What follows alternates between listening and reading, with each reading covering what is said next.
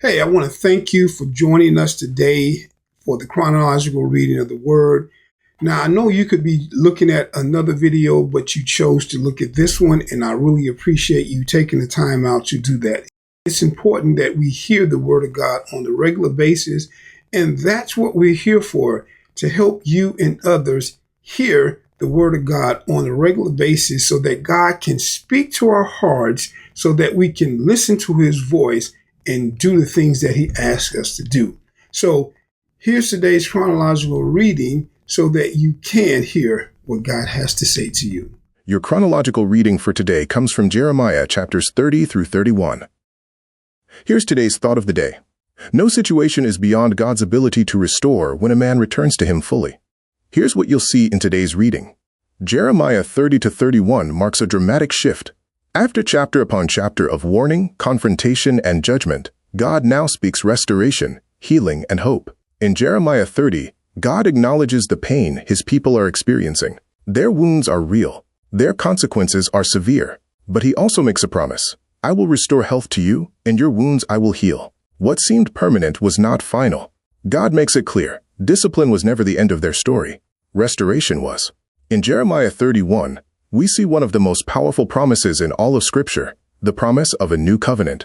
I will put my law within them, and I will write it on their hearts, and I will be their God, and they shall be my people. This is no longer about external compliance, but internal transformation. God wasn't just restoring their circumstances. He was restoring their hearts. Jeremiah teaches us this truth. God doesn't just repair damage. He renews what was broken from the inside out. Now let's talk about the marriage application. Every marriage experiences moments that feel broken. Moments of regret, distance, failure, misunderstanding, emotional pain. The enemy wants husbands to believe it's too far gone. It will never be the same. This is just how it is now. But God specializes in restoration. A husband who trusts God's restoring power doesn't give up prematurely, takes responsibility where needed, invites God into the healing process, believes change is possible. Restoration doesn't begin when everything feels better. It begins when a man returns fully to God. Your wife doesn't need a husband with a perfect past. She needs a husband who believes God can build a better future. God can restore what pride damaged. God can rebuild what sin weakened. God can renew what time wore down. Nothing is beyond His reach. Now let's listen to today's reading of the Word. Jeremiah chapter 30. This is the word that came to Jeremiah from the Lord. This is what the Lord, the God of Israel, says. Write in a book all the words that I have spoken to you. For behold, the days are coming, declares the Lord, when I will restore from captivity my people Israel and Judah, declares the Lord. I will restore them to the land that I gave to their fathers, and they will possess it. These are the words that the Lord spoke concerning Israel and Judah. Yes, this is what the Lord says. A cry of panic is heard, a cry of terror, not of peace. Ask now and see. Can a male give birth? Why then do I see every man with his hands on his stomach like a woman in labor, and every face turned pale? How awful that day will be! None will be like it. It is the time of Jacob's distress, but he will be saved out of it. On that day, declares the Lord of hosts, I will break the yoke off their necks and tear off their bonds, and no longer will strangers enslave them. Instead, they will serve the Lord their God and David their king, whom I will raise up for them. As for you, O Jacob my servant, do not be afraid, declares the Lord, and do not be dismayed, O Israel. For I will surely save you out of a distant place, your descendants from the land of their captivity. Jacob will return to quiet and ease, with no one to make him afraid. For I am with you to save you, declares the Lord. Though I will completely destroy all the nations to which I have scattered you, I will not completely destroy you. Yet I will discipline you justly, and will by no means leave you unpunished. For this is what the Lord says, your injury is incurable, your wound is grievous. There is no one to plead your cause, no remedy for your sores, no recovery for you. All your lovers have forgotten you, they will no longer seek you, for I have struck you as an enemy would, with the discipline of someone cruel, because of your great iniquity and your numerous sins. Why do you cry out over your wound? Your pain has no cure. Because of your great iniquity and your numerous sins I have done these things to you. Nevertheless, all who devour you will be devoured, and all your adversaries, every one of them, will go off into exile. Those who plundered you will be plundered, and all who raided you will be raided. But I will restore your health and heal your wounds, declares the Lord, because they call you an outcast, Zion, for whom no one cares. This is what the Lord says: I will restore the fortunes of Jacob's tents and have compassion on his dwellings, and the city will be rebuilt on her own ruins, and the palace will stand in its rightful place. Thanksgiving will proceed from them, a sound of celebration.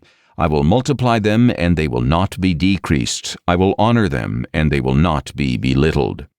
Their children will be as in days of old, and their congregation will be established before me, and I will punish all their oppressors.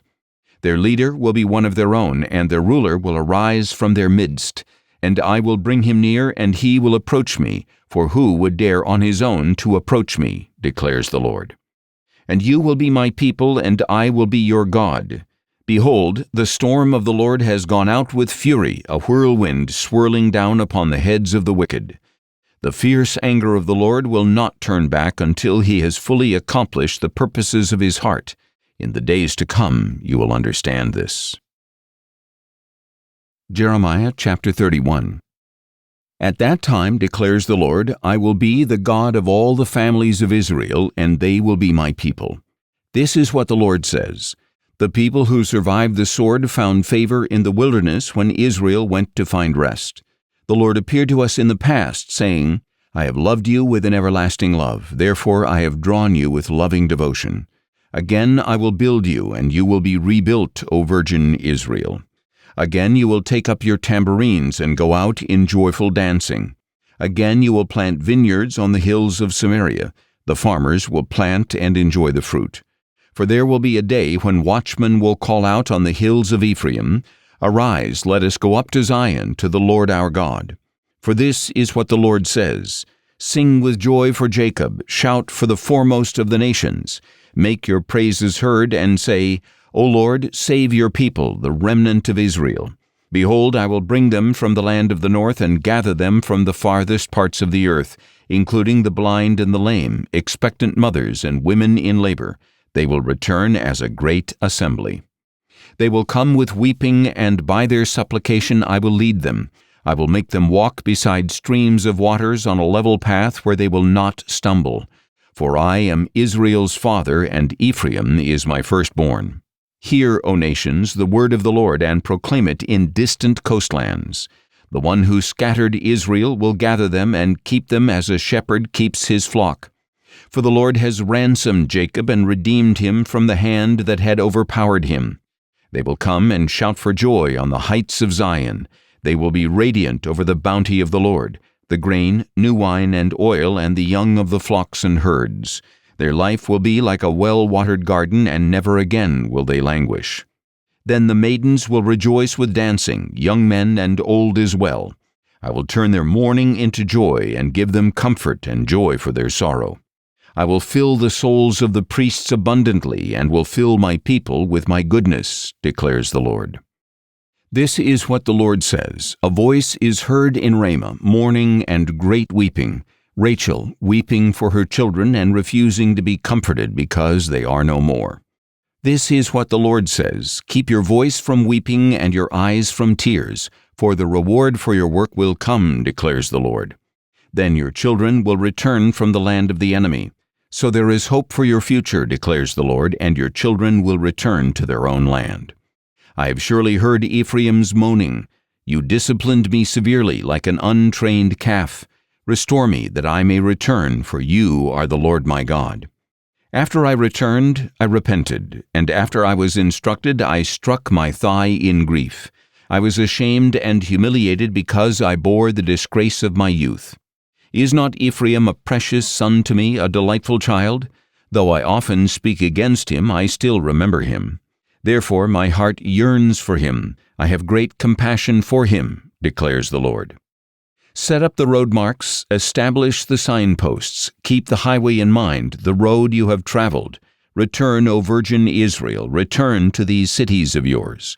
How long will you wander, O faithless daughter? For the Lord has created a new thing in the land.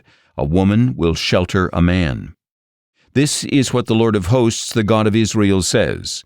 When I restore them from captivity, they will once again speak this word in the land of Judah and in its cities. May the Lord bless you, O righteous dwelling place, O holy mountain. And Judah and all its cities will dwell together in the land, the farmers and those who move with the flocks, for I will refresh the weary soul and replenish all who are weak. At this I awoke and looked around. My sleep had been most pleasant to me. The days are coming, declares the Lord, when I will sow the house of Israel and the house of Judah with the seed of man and of beast. Just as I watched over them to uproot and tear down, to demolish, destroy, and bring disaster, so I will watch over them to build and to plant, declares the Lord.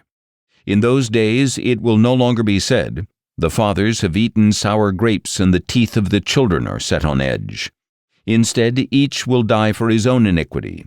If anyone eats the sour grapes, his own teeth will be set on edge. Behold, the days are coming, declares the Lord, when I will make a new covenant with the house of Israel and with the house of Judah. It will not be like the covenant I made with their fathers when I took them by the hand to lead them out of the land of Egypt, a covenant they broke, though I was a husband to them, declares the Lord. But this is the covenant I will make with the house of Israel after those days, declares the Lord. I will put my law in their minds and inscribe it on their hearts, and I will be their God, and they will be my people. No longer will each man teach his neighbor or his brother, saying, Know the Lord, because they will all know me, from the least of them to the greatest, declares the Lord. For I will forgive their iniquities and will remember their sins no more. Thus says the Lord, who gives the sun for light by day, who sets in order the moon and stars for light by night, who stirs up the sea so that its waves roar. The Lord of hosts is his name. Only if this fixed order departed from my presence, declares the Lord, would Israel's descendants ever cease to be a nation before me. This is what the Lord says. Only if the heavens above could be measured and the foundations of the earth below searched out would I reject all of Israel's descendants because of all they have done, declares the Lord. The days are coming, declares the Lord, when this city will be rebuilt for me from the tower of Hananel to the corner gate. The measuring line will once again stretch out straight to the hill of Gareb and then turn toward Goah. The whole valley of the dead bodies and ashes and all the fields as far as the Kidron Valley to the corner of the horse gate to the east will be holy to the Lord. It will never again be uprooted or demolished. Thanks for listening to the daily chronological reading of the Word. Please subscribe to the channel if you'd like to follow along every day. Use the link in the description to get notified to listen daily. And you can also visit our website each day for the link to the daily reading. God bless and stay on mission.